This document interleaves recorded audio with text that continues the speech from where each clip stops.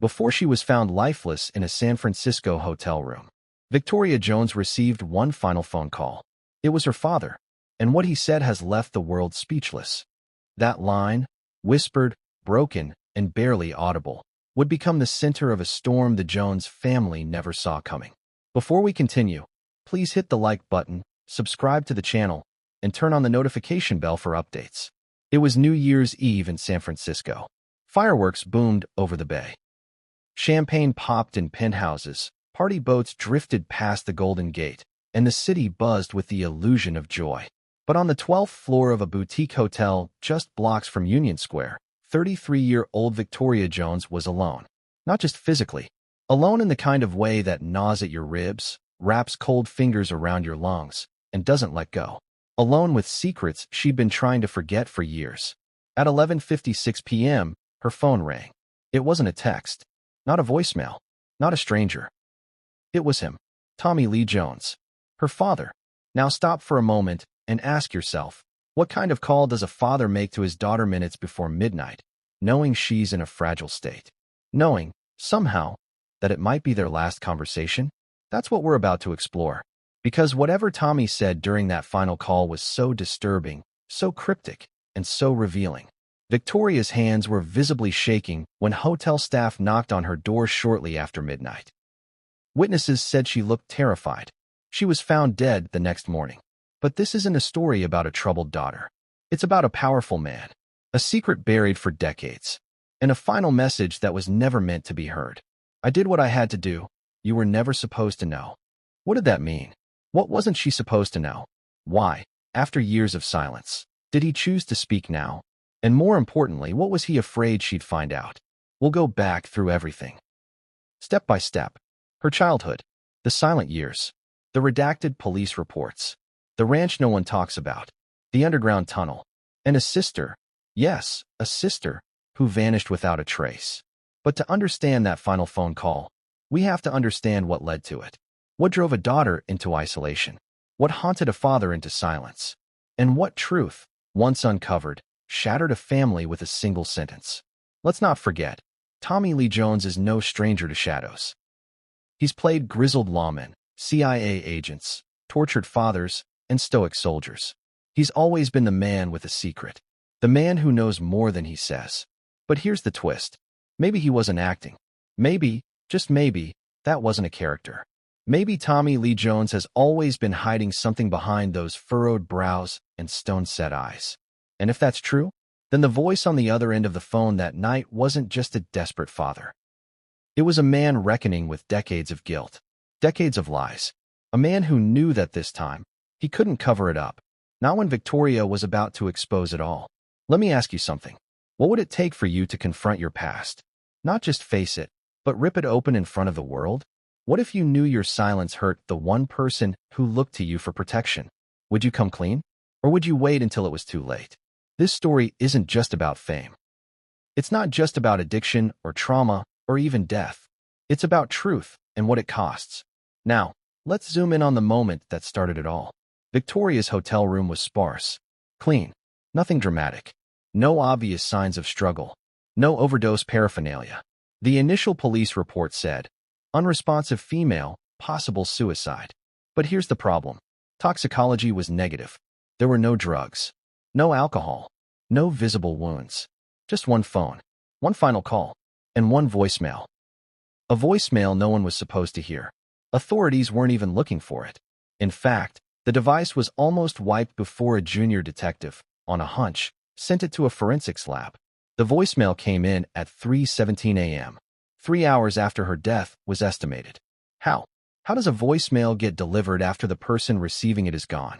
And why did the voice, low, trembling, unmistakably Tommy's, say, "If you got this, it means I didn't stop you in time"?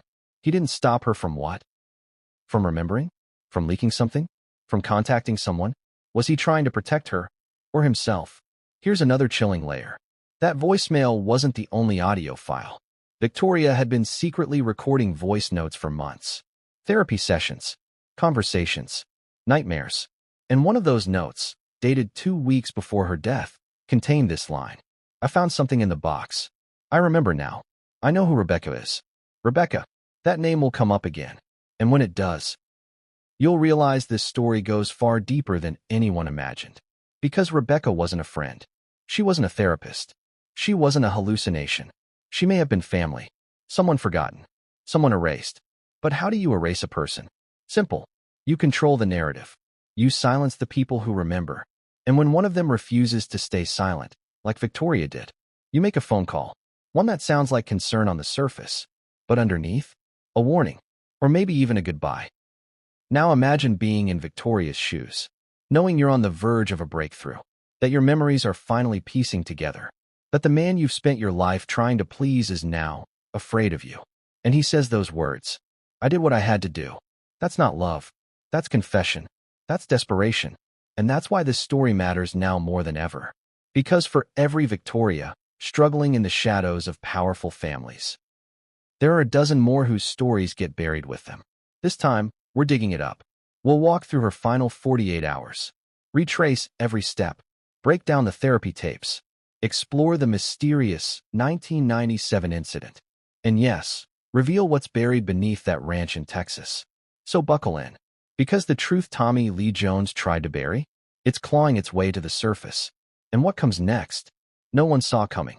What if the last 2 days of your life told a story no one wanted told? What if your final 48 hours weren't filled with peace or closure, but paranoia, fragmented memories, and the sound of your father's voice saying, "You were never supposed to know"? That's what we're about to unpack.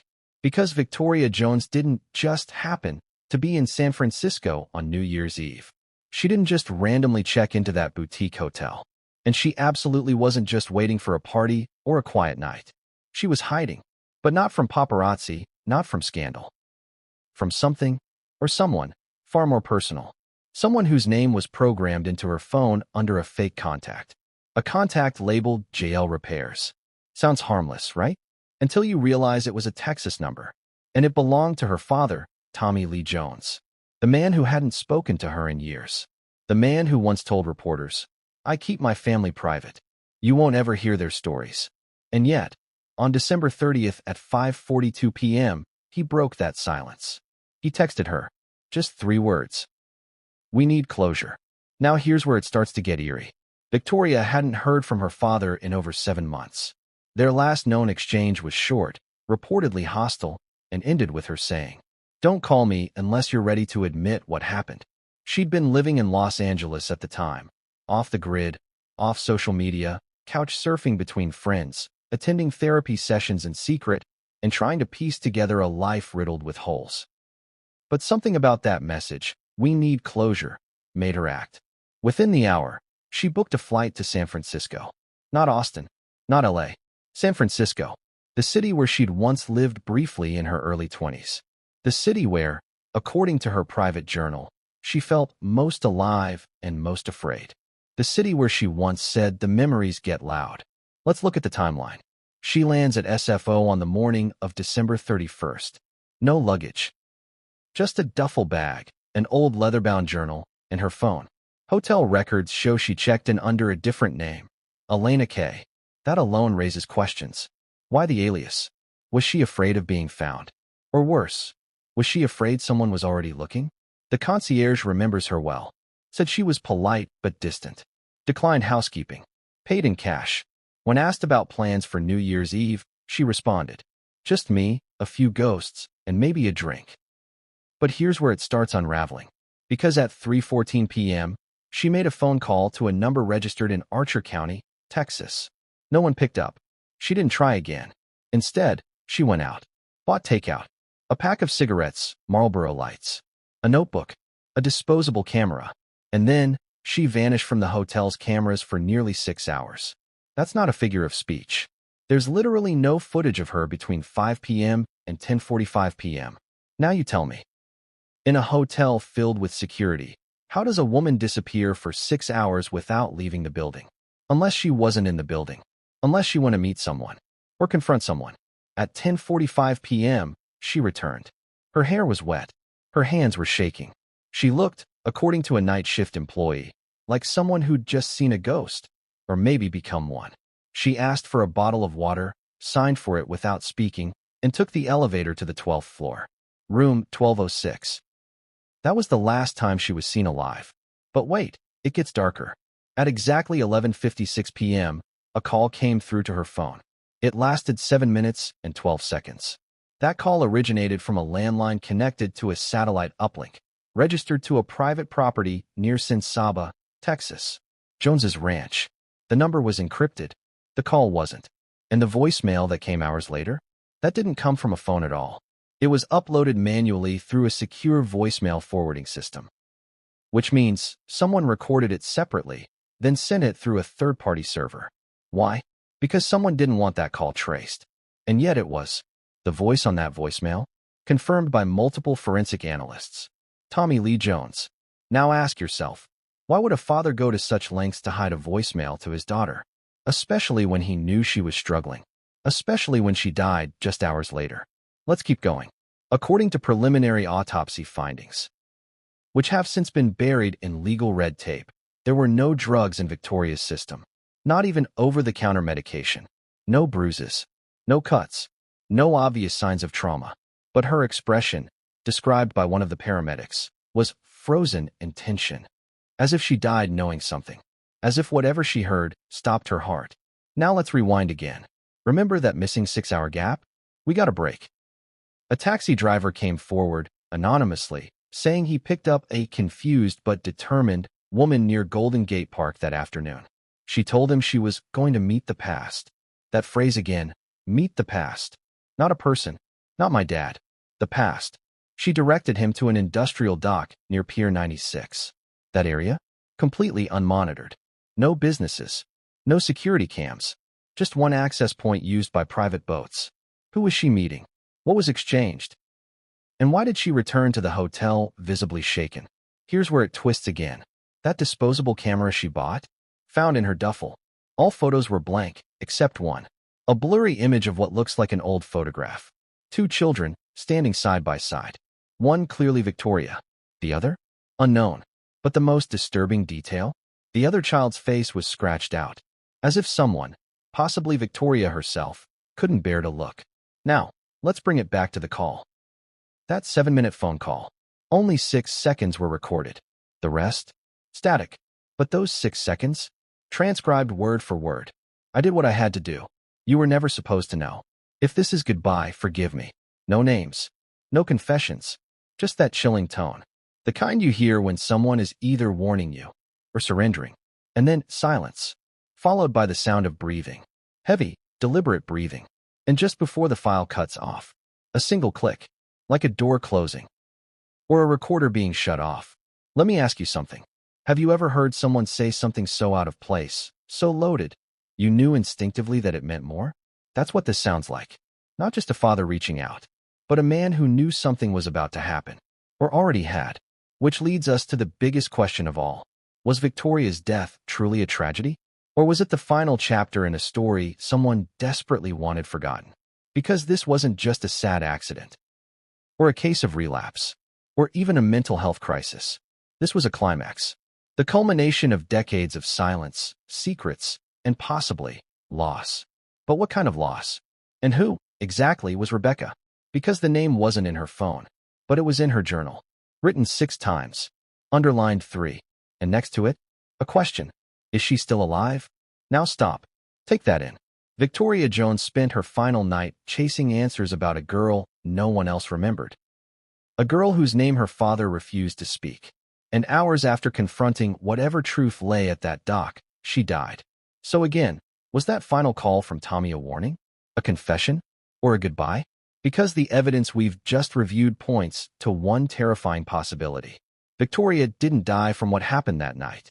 She died from what happened years ago. And she finally remembered. She finally put the pieces together. And as she sat alone in that hotel room, staring at a photo of 2 children, one face scratched out, she knew. She knew what was taken from her. She knew who was erased. And she knew who erased them. But what came next would change everything, and no one saw it coming. What if the final clue wasn't a document, but a whisper? A whisper left behind in the dead of night, on a phone that should have never received it. A whisper Victoria Jones wasn't alive to hear. Why would a man, one of the most powerful private men in Hollywood, go out of his way to manually upload a voicemail through a secure, encrypted forwarding service. Because he didn't want it traced. Because he knew what he said was dangerous. And because he thought she'd be the only one who'd hear it. But fate had other plans. Victoria never heard that message. But we did. And now, so will you. Let's break down exactly how the voicemail surfaced and why its existence changes everything. It began with a frustrated detective. The case was about to be closed. No foul play. No substances. Sudden cardiac event.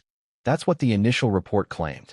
But one junior investigator couldn't shake the feeling that something was off. She'd worked homicide before. She knew what panic looked like. What fear looked like. And Victoria's final hours reeked of both. So she asked for the phone. Standard procedure, usually. But this case wasn't being treated like a crime. So the phone, Victoria's iPhone, was sitting unprocessed in a sealed evidence bag, scheduled for return to the family. But the detective pushed. And when the phone was finally unlocked, there it was. A single file. No sender. No timestamp. Just a cryptic label. End of line. Wave. A voicemail. But unlike any standard iPhone voicemail, this one wasn't in her call history. It was manually uploaded into her voice memo app. That's right. It bypassed her voicemail box. It bypassed her phone app. It didn't come through a call. It was placed deliberately, as if someone knew she might not be there to answer. And when the audio experts at the San Francisco Crime Lab pulled it apart, what they found sent chills through the department. Let's listen to the transcript, word for word.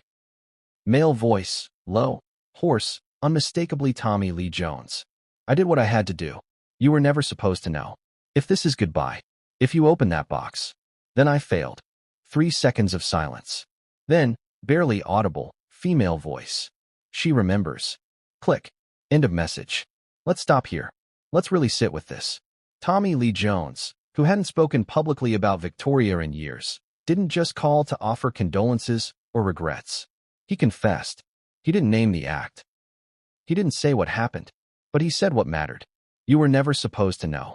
And if that doesn't scream buried secret, I don't know what does. Now here's where it fractures. That second voice. It wasn't Victoria's. It wasn't automated. It was a woman. Older. Calm. Cold. She said only 2 words. She remembers. Who was she? And how did she know what Victoria remembered? This is where forensics gets wild. The analysts ran the second voice through AI matching software, comparing it against known samples. Guess what name popped up? Rebecca. That's right. The ghost in Victoria's journal. The missing girl in the photo. The name whispered in therapy. The name Tommy never acknowledged. Now let's pause. Because if Rebecca is alive, then who the hell is she? And what was she doing in Tommy's voicemail? Let's dig deeper into how the message was sent.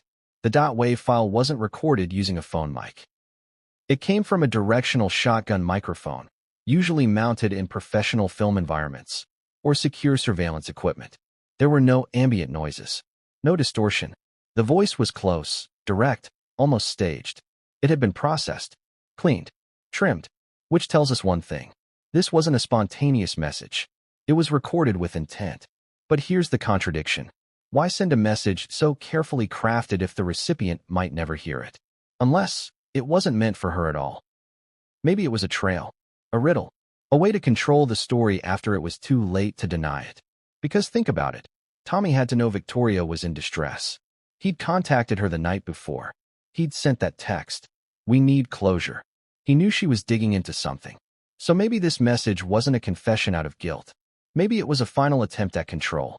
A way to reframe the story before she did. That would fit Tommy Lee Jones perfectly, wouldn't it? A man known for control. For silence. For managing his image with precision. But something slipped here. Because in trying to send one last message, he sent too much. Let's talk about the content again. If you open that box, then I failed. What box? The storage unit? The duffel? The one that had the photo?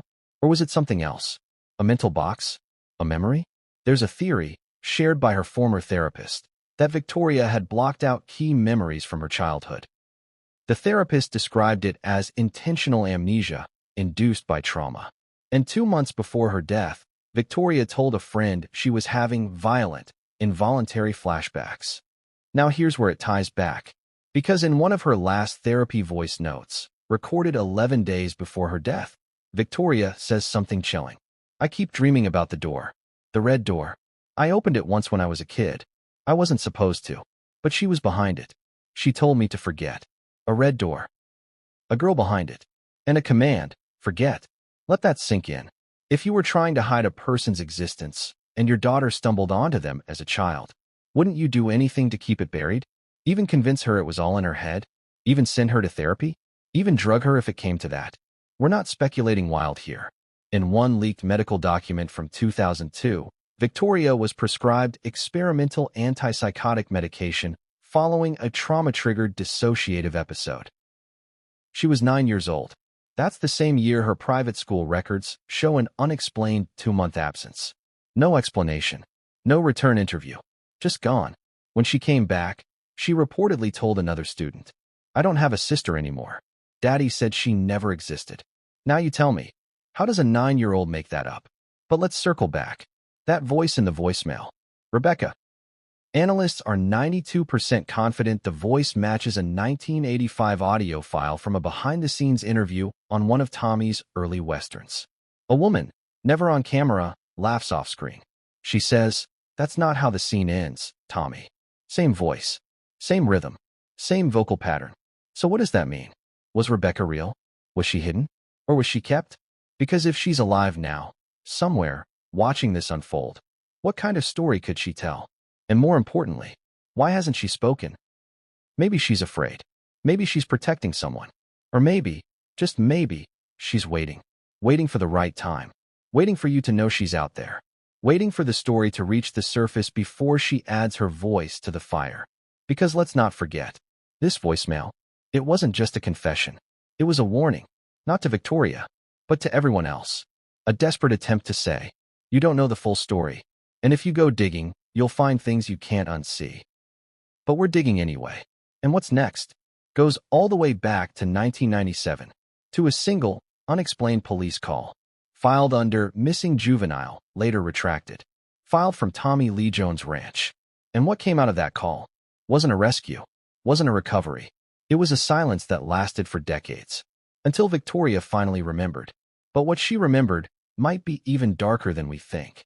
And what happened in 1997 would flip the entire case upside down. What kind of man builds a career on truth while burying his own? That's the question that refuses to go away. Because when people think of Tommy Lee Jones, they think of authority, control, a man who never blinks, a voice that doesn't shake, a presence that fills the room even when he says nothing at all. But behind that iron exterior, there was always something else, something unspoken, something heavy.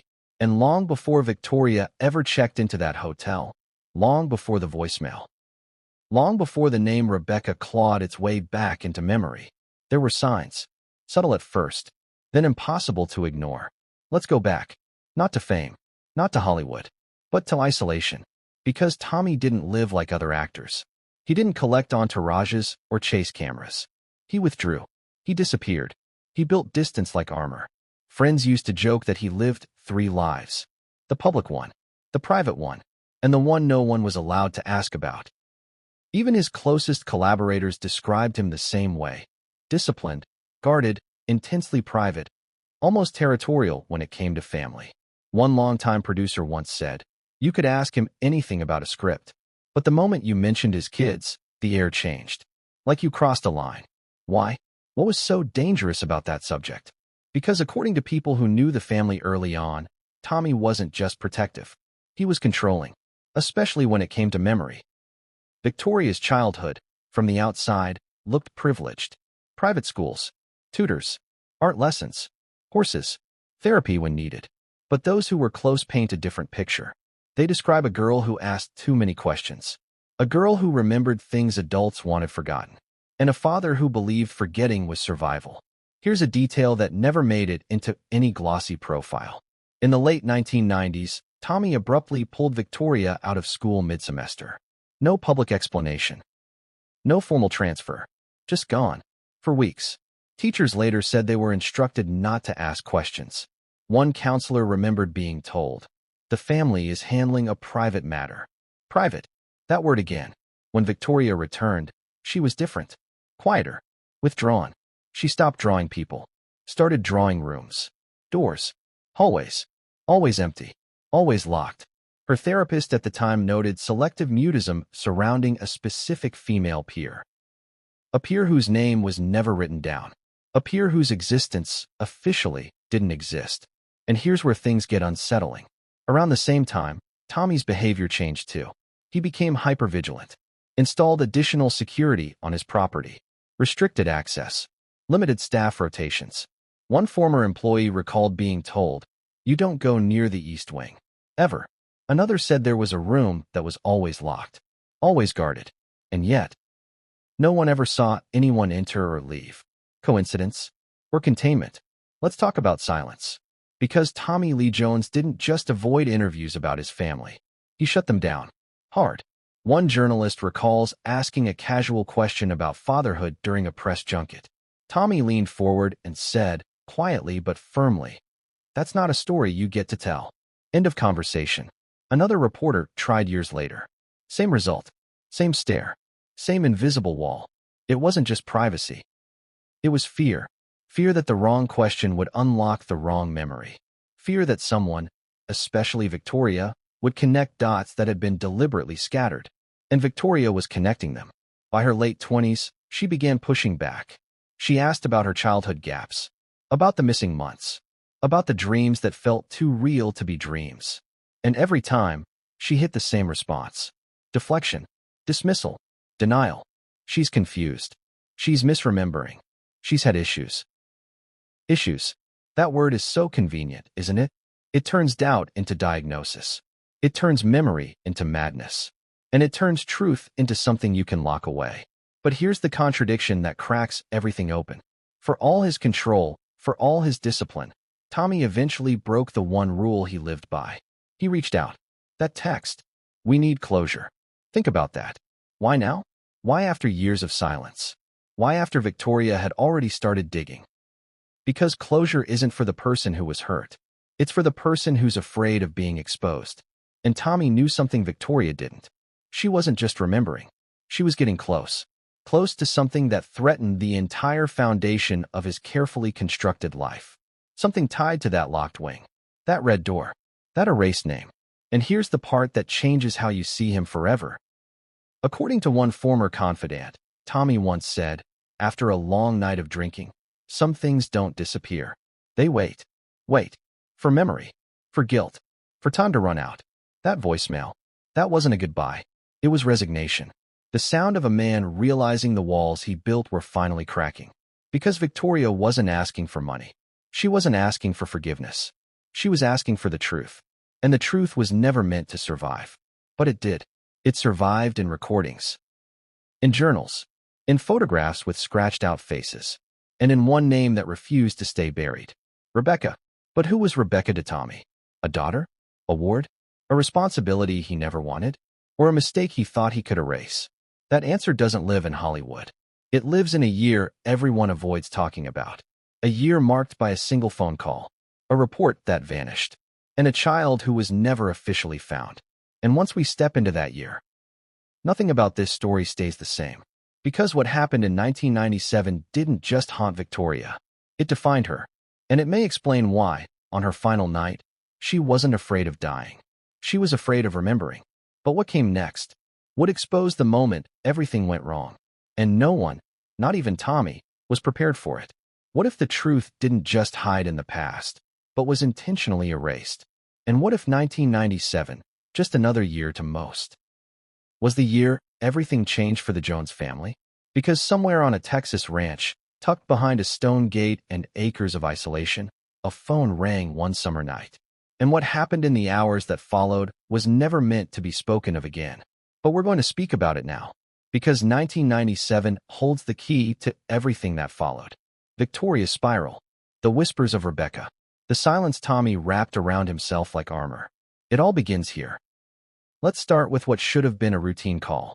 Sheriff's Office log, Archer County, Texas, July 16, 1997, 11:22 p.m. Caller reported missing juvenile. Female, 9 years old. Last seen near east wing of ranch house. Responding deputy dispatched. Seems straightforward, right? Until you realize the case was closed before sunrise. Not resolved. Not followed up. Just closed. With this note, handwritten in red ink. Situation handled privately. No further law enforcement involvement requested. No name was listed for the missing child. Not a single detail. Just female, 9 years old. And yet, this child was never reported again. No local news. No Amber Alert. No incident record tied to child services. A disappearing child who disappeared from paperwork too. Now who has the kind of power to delete a missing persons call from the system? Better question, who would need to? Let's look at what we do know about that summer. Tommy Lee Jones was in production limbo between 2 major films. He was spending time almost entirely at his private ranch. Victoria was with him, confirmed by a neighbor's journal entry. Yes, really, stating, saw Victoria riding again today, same trail near creek. Quiet little girl. But here's what's strange. That journal abruptly stops mentioning Victoria the day after the 911 call. Instead, it starts referring to strangers on the property. Unmarked cars. Even mentions a nurse. Spotted nurse with blue scrubs near barn this morning. Odd. Why would a nurse be on a ranch in the middle of nowhere? Especially if no injury was reported? Unless, of course, something happened. Something serious. Let's go back to Victoria. In therapy years later, she referred repeatedly to the summer I lost her. At first, her counselor assumed her meant a pet, maybe a friend. But Victoria corrected her. She was me. But also not me. We shared the room. Then the door shut, and she was gone. Daddy said she had to leave, but he wouldn't tell me why. That's not imagination. That's trauma. That's a child struggling to understand the forced removal of someone close. And when you stack this next to the 1997 report, a terrifying theory emerges. What if the child who disappeared that night wasn't a stranger? What if she lived on that ranch? What if Victoria knew her? What if she was her sister? Now this is where things get cold. Really cold. Multiple staff members from the Jones estate at the time were contacted anonymously for this investigation. Only one responded. She didn't give her real name. She didn't want money. She just wanted someone to finally ask. There was another girl. Blonde, quiet. Same age as Victoria. People thought they were twins at first. But she was never introduced. Just called Becky. Becky. Short for Rebecca. She wasn't allowed outside much. Always kept near the east side. And then one day, she was gone. Just gone. No goodbye. No explanation. No notice. Gone. The staffer remembers being told, "You didn't see anything. You don't talk about what you didn't see." 1 week later, she was fired. Without cause. Without reference. And when she tried to get her last paycheck, she received a letter from a law office warning of civil penalties for breach of confidentiality. So tell me again, who disappears that quietly? And who gets threatened just for asking? Unless the entire existence of that person was being hidden. Here's another wrinkle. Satellite imagery from 1997, obtained through archival sources, shows something bizarre. On July 15th, the day before the emergency call, a small temporary structure appeared on the eastern edge of the ranch. It resembled a prefab medical trailer. By July 20th? Gone. No trace. No records. But what was documented was a sudden, quiet payment made from a shell company linked to the Jones estate. The amount? $92,000. Recipient? An offshore account with no name. Description? Consultation and resolution. That's not just a payout. That's a cover-up. Now pause for a moment. Think about this. A second girl. A sudden disappearance. A frantic call to 911. A private nurse. A silenced staff member. And a 6-figure payment labeled resolution. If this were a film, it would be called fiction. But this isn't fiction. This is 1997. And it's where the silence began. So why does this matter now? Because Victoria never forgot. Even when she was told she did. Even when she was medicated to believe otherwise. Even when she tried to take her own life at 14, scribbling in her hospital notebook. She's still out there. I can hear her in my dreams. Red door. Always locked. The red door again. From the east wing. Described by the fired staffer too. That door? We were told it was a storage room. But it was always locked. Padlocked from the outside. Victoria once drew it in therapy. Not just the door. But what was behind it? A mattress on the floor. A single window. A camera in the corner. And a girl with long blonde hair, sitting cross-legged, humming. She titled the drawing, "Don't Tell." This wasn't imagination. This was memory. Now you might ask, Why didn't anyone report this? Why didn't someone blow the whistle? Because whistleblowers only exist in systems that don't destroy them. And when the man at the center is a beloved Hollywood icon, untouchable, remote, with enough wealth to vanish an entire narrative, people don't step forward. They step back. And if you're the child caught in the middle, you either bury the truth or you try to outrun it. Victoria tried both. And when she got close again, in 2023, right before she booked that hotel, she started asking questions again. She hired a private investigator. She tried to find old staffers. She even flew to a retreat where she thought someone from the old days might recognize her. That's what made Tommy panic. That's what made him text. We need closure. Not an invitation. A warning. A desperate attempt to put the lid back on the box before everything inside exploded. But it was too late. Because in 1997, a child disappeared. And in 2024, she came back. But what came next would prove that Rebecca wasn't a ghost. She was real. And she wasn't done remembering either. What if everything they said about her was a lie? The mugshots. The rehab headlines. The troubled daughter of a Hollywood legend narrative that made people nod in pity and move on. What if the spiral wasn't her fault? What if it was the aftermath of a truth no one believed? This is the story they never told.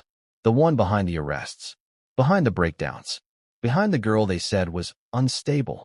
Because Victoria Jones wasn't broken. She was remembering. And the more she remembered, the more the world called her crazy. Let's rewind to 2008. Victoria had just turned 18. Graduated from a small private academy outside Santa Fe, one her father had paid triple tuition for in cash to avoid media attention. She got accepted into NYU's Tisch School of the Arts. Theater major. Writing minor. Bright. Focused. Intense. People said she had her father's eyes. But none of his silence. She spoke too much. Wrote too honestly. Asked too many questions. Especially about her childhood. Especially about the missing summer her father told her never to bring up again. First semester? She thrived. Straight A's. A short play she wrote about a girl behind a locked door earned praise in a student showcase. The script was fictional, of course, until a visiting professor pulled her aside and asked, "Was this based on a real person?" Victoria didn't answer. She left the room in tears. Weeks later, the spiral began. It started with insomnia. Then panic attacks. Then hallucinations. At least, that's what the university psychologist called them. But Victoria disagreed. She said it wasn't a hallucination. It was a memory. She was standing at the end of my bed, Victoria told her therapist. Same white shirt. Same scar above her eyebrow. She didn't say anything. But she was mad. She blamed me for forgetting. The therapist referred her to psychiatric evaluation.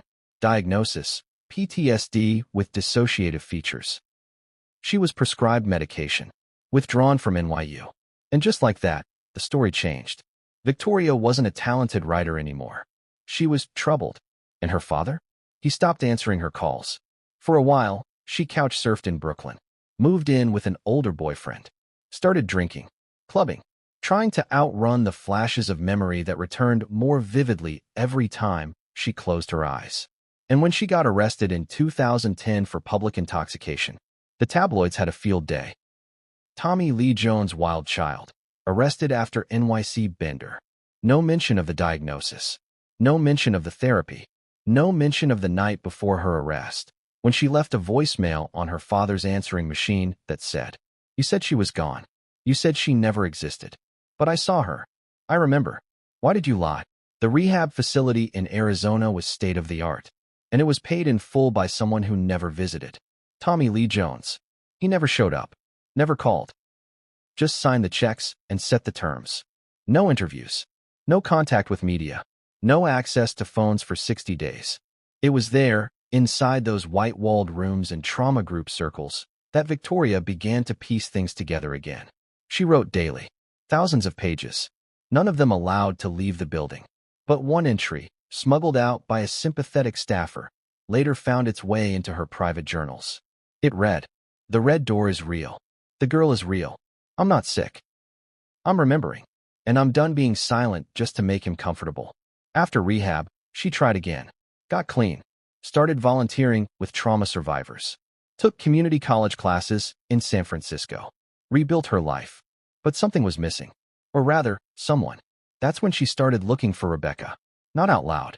Not on social media. Privately. Through internet archives. Ancestry sites. Old property records from the ranch. She even reached out to people who had once worked for the family, using aliases and burner emails. One of those messages was leaked after her death. It was sent to a woman only identified as LR, a former housekeeper. Subject line: "Did you ever see the other girl? You don't have to say anything. I just want to know I'm not crazy. Did you ever see her? Blonde. About my age. Stayed mostly indoors. I called her Becky. I think she was real." The message went unanswered. But her digging didn't stop. She found records of a birth certificate registered under a different name, issued in Texas 2 weeks after her own. The document listed no parents. Just initials, RLJ. Rebecca Lee Jones? Possibly. But the certificate was flagged. Marked voided. Why? No reason given. Just a stamp from 1998. Do not process. That's when Victoria started spiraling again. But not into addiction. Into obsession. She told friends she was waking up screaming. That she saw flashes of a white room. Metal bed. A camera in the corner. And always that same voice. "You weren't supposed to see me." The second arrest came in 2016. Trespassing. She was caught trying to climb the fence of her father's ranch. She hadn't been back since childhood. Said she wanted to see the red door again. Police were called. No charges pressed. Tommy refused to speak to her. But one deputy said she kept repeating the same phrase under her breath. "She's in there. She's still in there. And I left her behind." 3 months later, she entered another facility, voluntarily this time. She told her intake counselor she was finally ready to face it. No more pretending. No more pills to erase the past. "I need to know if she was real. I need to forgive myself. Because I think I helped them forget her." What did she mean by that? She never clarified. But in a group session, she once said, "When I was a kid, they asked me questions about a dream. They kept asking if I'd ever seen a girl behind a red door. I said no. I didn't remember. But I did. I just didn't know she was real." Let's pause. What kind of therapy makes a child deny memories? What kind of parent watches their daughter unravel, again and again, and never steps in? Unless stepping in means exposure. Unless truth means collapse. Because by this point, Tommy wasn't just a father. He was a brand. An Oscar winner. A legend. And the existence of Rebecca? That would change everything. So he kept silent. And Victoria? She kept fighting. Fighting her memories. Fighting the media. Fighting the narrative that she was just another addict. She wasn't. She was a survivor of memory manipulation. And by 2023, she was ready. She began documenting everything. Her journals. Her therapy tapes. Photos of old drawings. Voice memos with dates, names, fragments of conversation she remembered from childhood. She even hinted she had something big. In a message to a friend. "I found it. The box he told me never to open. It was under the floorboards in the East Wing. It's not just proof. It's her. But what was in the box? And why?" Just weeks later, did Tommy make that call? We need closure. Closure wasn't what he wanted. He wanted her to stop. To walk away. To stay silent. But she didn't. She booked that hotel. She took her journals. Her disposable camera. Her notes. And she prepared to go public. But she never made it. And when the news broke, when Victoria Jones was found dead on New Year's Day, what did the headlines say? Troubled daughter of Tommy Lee Jones found dead in hotel. Possible suicide. Not. Whistleblower on verge of exposing secret. Not. Woman with evidence of hidden family history found dead under mysterious circumstances. Just a tabloid ending to a tragic spiral. But it wasn't an ending. It was the beginning. Because someone leaked the voicemail. Someone shared the journal. And someone watching from the shadows, decided it was time to speak. Because Rebecca wasn't a memory. She was alive. And what came next would shake the Jones legacy to its core. What if the truth was recorded the entire time, and no one was listening? What if a young woman, labeled unstable and fragile, had been quietly documenting the details of her collapse, not for attention, but to survive her own memories? This chapter isn't about scandal. It's about proof. And the most haunting part? We didn't hear her voice until after she died. Let's rewind to the end of 2022. Victoria Jones had just completed an intensive trauma recovery program at a small, off-grid center in Big Sur, California. No celebrities, no luxury, just 12 patients, 3 counselors, and an old converted monastery perched on a cliffside. The kind of place you go when nothing else has worked. By this point, Victoria had been through everything. Medications, psych evaluations, hypnotherapy, EMDR, cold turkey detoxes, spiritual retreats, you name it. But nothing had ever made the memories go away.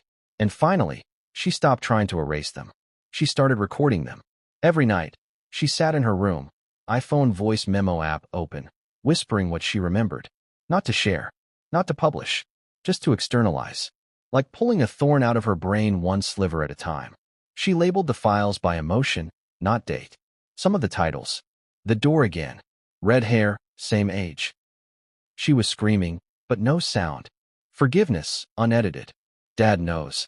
Rebecca? There were 47 voice memos in total. Only 14 survived. The rest were wiped by someone who had physical access to her iCloud. That fact alone raised eyebrows with forensic investigators. Because only one other person had been given her account access in writing. Her father. Let's begin with the most revealing one. Voice memo, The Door Again. Timestamp, 3 minutes, 18 seconds. It's the same dream, but it's not a dream. It's me, walking down the hallway. The light is flickering. I smell bleach. I hear the sound of humming, a girl's voice. I think it's a lullaby, but it's twisted. She's sitting behind the red door. Blonde hair, wearing my clothes. I knock. She doesn't look up. I say her name, and it's my name, too. Did you catch that? Wearing my clothes. I say her name, and it's my name, too. Is this metaphor? Or something darker? Could Victoria and Rebecca have been raised together? Twins? Half-sisters? Or something even more chilling, a substitution? Let's keep going. Voice memo, Dad knows. Timestamp, 1 minute, 41 seconds. He looked at me tonight like I was a ghost. Like he didn't expect me to remember. I said the word out loud, Rebecca. He didn't blink. He just walked out of the room. And when I went to my phone, the file I recorded last night was gone. Wait, he deleted her files? That suggests intent. Control. Fear. A need to suppress the past. And yet, she kept recording. She even got bold. Started mailing flash drives to a trusted friend in Seattle, her former group therapist, who agreed to hold them, in case anything happens to me. One of the most disturbing files was labeled, Forgiveness, unedited. Voice memo, Forgiveness, unedited. Timestamp, for minutes, 6 seconds. You told me to forgive you before you told me what you did. That's not how forgiveness works. You said you were protecting me, that she was unstable, that we couldn't both exist. What does that mean? Did you hurt her? Did you move her? Was she ever even buried? I'm not accusing. I just want to know what's real. Read that again. We couldn't both exist. That's not poetic. That's chilling. That's life or death logic. As if the presence of one girl erased the other. This has led some experts, including trauma psychologists and investigative journalists, to suggest that Rebecca may have been hidden deliberately because of who she was, and who she wasn't allowed to be. Let's entertain a brutal theory. What if Tommy Lee Jones fathered 2 daughters, but only claimed one? What if Rebecca's mother was someone the public never knew, a woman silenced, erased, or dismissed? And what if, when Rebecca began to ask questions too, she was locked away? The tapes suggest Victoria started to believe this. Voice memo. She was screaming, but no sound. Timestamp, 2 minutes, 29 seconds. The first time I opened the door, I was 5. She wasn't tied up. She wasn't bleeding. She was just there, sitting on the bed, frozen, like she'd forgotten how to speak. I tried to scream, but the air in the room felt heavy, like guilt, like I wasn't supposed to be there. And then he pulled me out, and I forgot. Until now. That reads like recovered memory. Desperate, fragmented, but visceral. And yet, it aligns with the testimony of a former staffer, as mentioned earlier, who said there was a red door. There was a girl. There was a mandate, don't ask. So why were these tapes kept hidden? Because they contradict everything the public was told. That Victoria was unstable. That she'd imagined a phantom twin. That she had mental illness, not memories. But here's the contradiction the media never questioned. If she was truly unstable, why were her files so organized? Why were the timelines consistent? Why did her descriptions of the East Wing match confidential architectural plans of Tommy's ranch? Why did she accurately describe a trapdoor that had been sealed for over a decade? This is no longer imagination. It's recollection. And the therapy tapes, raw, unfiltered, unnerving, are the closest thing we have to her testimony. Her voice, her pain, her truth, unedited. There's one more file. The final one. It was recorded 2 days before her death. Voice memo, Rebecca. Timestamp, 58 seconds. I saw her again. Not in a dream. In the mirror. She looked like me, but stronger. She smiled. And she said, "Now they'll believe you." That's it. That's where it ends. Short. Simple. Terrifying. Because what if Rebecca wasn't just a person? What if she was a part of Victoria? Split. Suppressed. Repressed. Or, what if she was both? The shadow and the source. The ghost and the girl. And what if Tommy Lee Jones knew all along? That the moment Victoria remembered her sister, the world would start asking questions? Questions with no good answers. Questions he couldn't control. But here's the twist. Someone else was listening. Someone else had been following Victoria's trail. And just when the world thought it was over, a photo surfaced. 2 girls. One face familiar. The other? Long believed to be gone. Because Rebecca was never dead. And she was done being silent. What if the person everyone thought was a ghost had been living just out of frame the entire time? What if the girl whispered about in therapy, drawn in trauma journals, and mentioned in half-deleted files wasn't a dream or a delusion? What if Rebecca was real? Not only real, but alive. And the world had been looking straight at her, without ever knowing. Let's start with the photo. The one that broke everything open. It wasn't leaked by a journalist. Not hacked. Not even stolen. It was mailed anonymously to a podcast host who had once covered a cold case out of Texas. A totally unrelated case, or so it seemed. Inside the envelope, one old Polaroid. 2 young girls, standing side by side, hands clasped. Same age, same height, same eyes. But here's the twist. Only one of them was labeled. On the back, written in pencil. Victoria, 5. R. Do not file. Asterisk. That last line sent chills down the spines of investigators. Do not file. As in, do not register her. Do not document her. Do not let her exist. Because the child standing next to Victoria, she was never in any school records. Never in any family photos that made it public. Never acknowledged by Tommy Lee Jones in interviews. Yet there she was. Hair slightly lighter. Freckles. A nervous smile.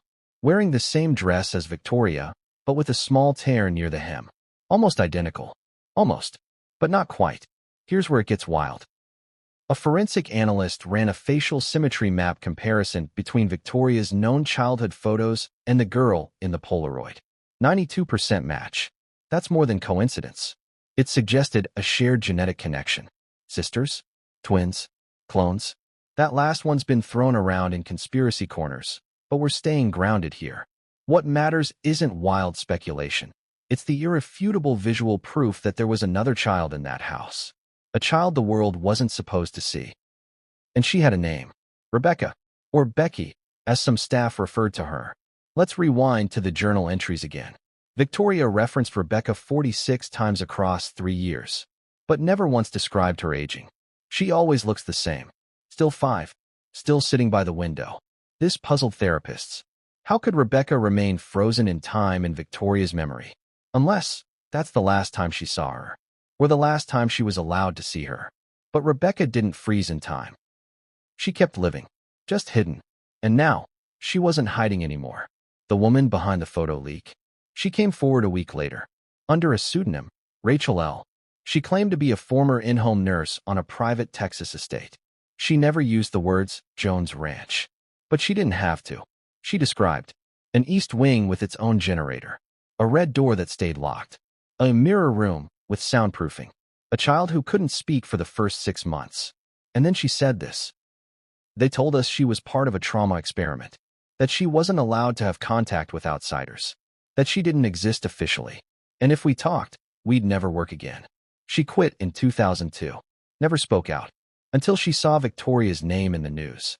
Let's circle back to the school records, or rather, the missing ones. From 1998 to 2004, there were 2 school IDs issued under Jones' family aliases. One for Victoria Langley, One for Rebecca L. James. Same birth year. Same emergency contact. Same blood type. Same handwriting on the forms. The schools? Different. The zip codes? Same ranch. Why separate them? Why give them different names? Because you can't erase someone's existence unless you start by splitting it. Give one child the spotlight. And the other? A shadow.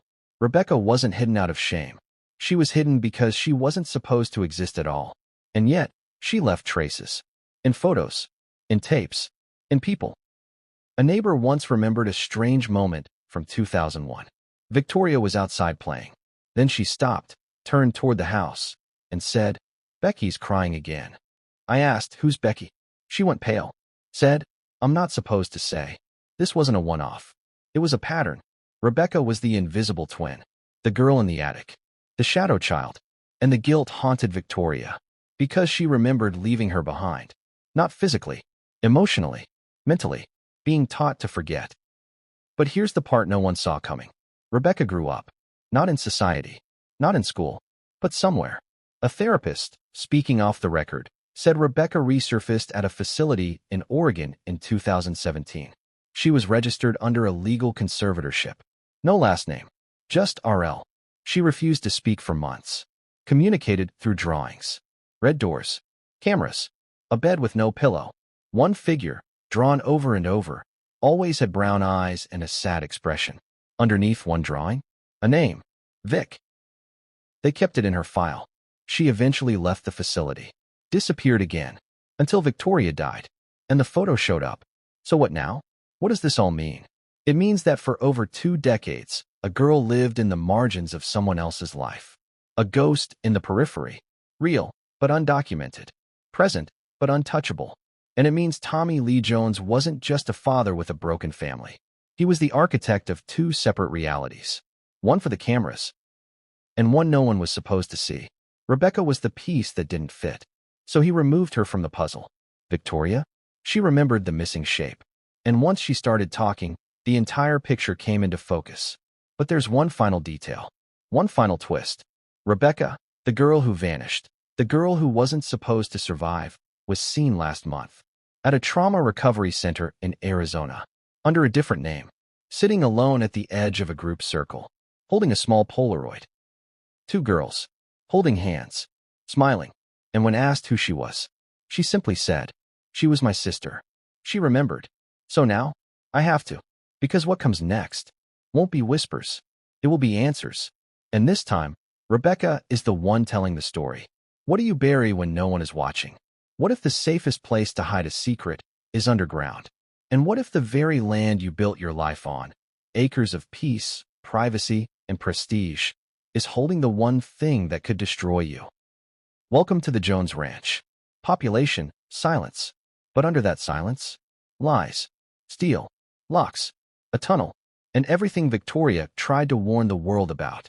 The Jones estate in San Saba, Texas, is vast, over 3,000 acres of rugged isolation.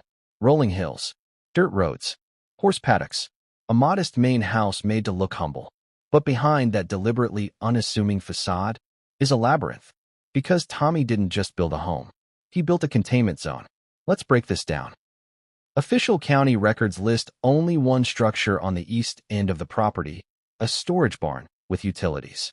But when a private aerial survey company scanned the ranch for topography in 2023, part of a wildfire risk audit, something strange surfaced. A thermal anomaly, roughly 14 feet below ground. Rectangular, 80 feet long, 12 feet wide, running directly beneath the storage barn. The heat signature was active. That means electricity was running. Lights, maybe machinery, or surveillance? But who would need lights in a barn basement? And why would a barn need a biometric lock on its only visible door? Yes, biometric. According to one former ranch hand, the door was reinforced steel. No handle, just a panel. He asked about it once. Was told, that side's not for you. Let's go inside. Or rather, let's recreate what's been described. Because we now have multiple sources, former employees, real estate drone footage, even leaked contractor invoices. That built the picture. The tunnel wasn't part of the original property. It was added in 1996, right before the 1997 incident. You remember that chapter. The missing child report. The one that was buried. Same year. Same part of the property. Coincidence? Highly unlikely. Let's walk the structure. Based on floor plan sketches from an anonymous subcontractor who claimed he was paid in cash to pour the concrete. The layout. Entry corridor, 15 feet long. Room A. 10 by 10, insulated walls, soundproofed. Room B. 12 by 12, metal door, locking mechanism from outside. Utility room, with drain, mop sink, low-flow plumbing. No windows.